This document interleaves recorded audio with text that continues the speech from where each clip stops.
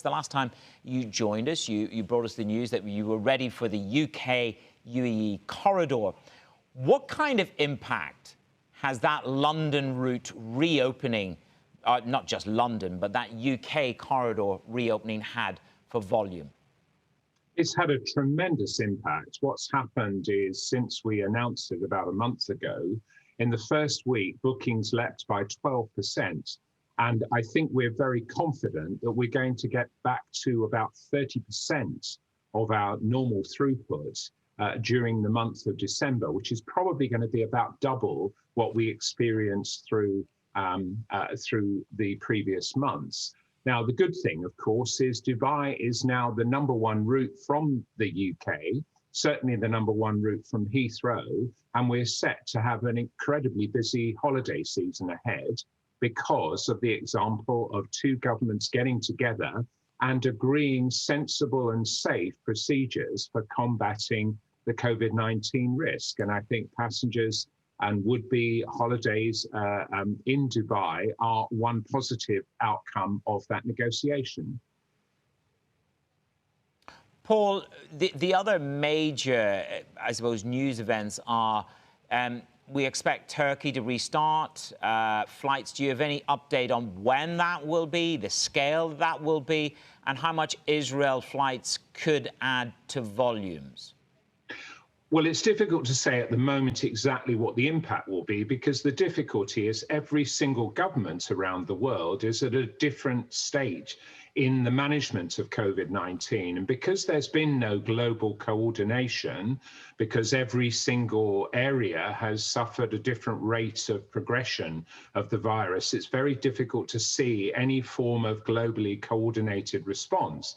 But what we're looking for is for individual bilateral agreements where the testing, protection and quarantine protocols are agreed and sensible and practical. That will have a huge impact on volume. I mean, so far, we're now back to serving 57% of the destinations we operated earlier in the year in 82% of the countries, and 65% of the airlines that were flying at the beginning of 2020 are now back with us at DXB. So there is optimism for recovery, and the practical steps taken by the government here, and certainly the government in the UK, are proof positive that they're working. So with that data, can we dig a little bit deeper, Paul? In terms of the business travel, Ken Moelis was speaking to us and he said, look, you're just not going to get back to where you were. We don't need to go back to where we were with business travel. From what you're seeing, how robust is the revival on the business side, on the business traveler side? Well, I think it remains to be seen, but I think we should be optimistic, because whenever there has been a crisis which has triggered a different change in behavior, normally what's happened is quite different to what experts have predicted during the crisis.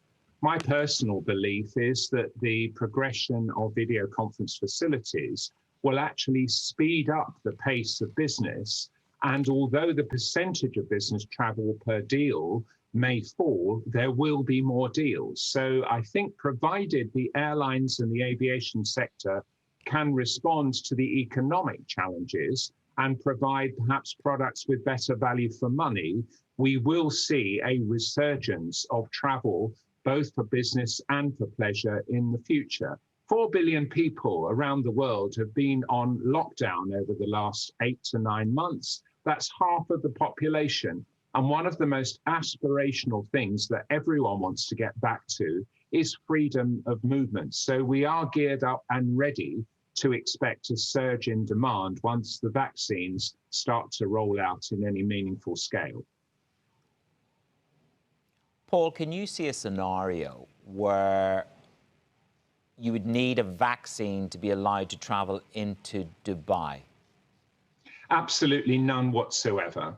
I don't think that that's going to be a requirement. Clearly, once the vaccine is out there and available to the global population, things may change, but it would be a huge economic negative to suggest that a vaccine and to have been inoculated against COVID-19 is a precursor to travel. So I can't see that being a requirement.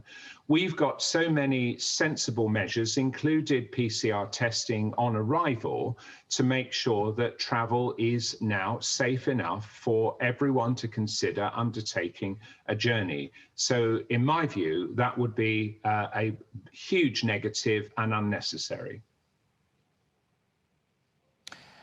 Paul, getting through the next 12 months is critically important for every CEO, global CEO. Can you give us a sense, are you going to shore up the balance sheet? Are you going to issue any debt? Are you going to raise any credit lines, draw down any credit lines, as it were, to build a robust defence going into 2021? We've already done what we need to do. We took the opportunity back in March to set aside all of our contract staff, and we've gone through a significant cost reduction program over the last 9 months. We're now in a position that we can sustain our liquidity around a traffic base that's less than 30% of our pre-COVID levels, and we're now in a position where we can weather the storm going forward. What I think we're doing is we're planning for quite an austere 2021, but hoping that actually the prosperity of 2021 will be better than our plan. So we're in good shape and prepared to weather the storm and to also take the opportunity of the recovery as and when it occurs. One thing I think that is not certain is what the speed and shape of that recovery will be, but we stand ready to be able to take advantage of it when it comes. Paul, what is the next most important route for Dubai to so as it were, build on the numbers that you've given to me? Is it a normalization to the United States? Is it a more normalization to Australasia? What is the critical corridor and the critical route? Well, you've already mentioned that the opening up of relations between Israel and the UAE has been a massive boost to traffic, and we are seeing up to 9 frequencies a day between Tel Aviv and Dubai, which has been tremendous. I think there are major corridors. I mean, clearly each region has its own particular issues. We can't see Australasia opening up at any stage in the near future, for example. Europe remains critically important, but obviously, again, there are many different stages. I mean, the UK has been quite progressive. Germany, unfortunately, is going in the opposite direction. And I think the difficulty is the US market, which is a very important market for us, particularly the traffic flows between the Indian subcontinent and the USA.